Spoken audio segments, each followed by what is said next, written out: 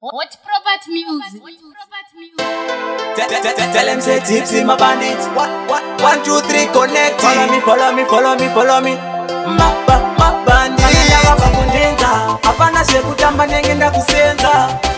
Ndombo mira shetunzenza. Shekutamba ndombo siya ni ndombo tenza. Anembo shipeni ni no supplier. Zimangoma zino nakita. Zino manyisa waya. Nini access. Nini bukaisa madinga ese kuteresi. Nino supplier.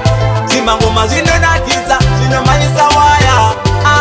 Nini access. Nini bukaisa madinga ese kuteresi. Nakabura ringo chapter. Tera bati ye mangoma nini data. No control la game. Nini ngese plata. Donya la rita vese vanoda kuprata. Vanoda kungosasa. Modifa inzere. Anidi kupera sasa kaita musere. Ninga izemere. Ninoda kuna kita vakurne pwere.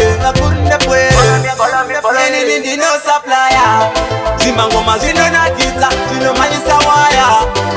Nini access. Nini bukaisa madinga ese kuteresi. Nino supplier. Zimangoma zino nakita. Zino manyisa waya. Nini access. Nini bukaisa madinga ese kuteresi. Mbaya vanoni shanda. Amumbo tambira. Upenyu wenyu muno pamuchingwa tambura. Unondi lengere. Ndataganda chai wandaka kutadzire. Mabandi vanotini wanijifamba ndakasimata. Anzende futi embe dzako dzakashata. Kunyangwe ndikaimba zvinopawa. Ende futi andidye sadza. Ini ndino supplier.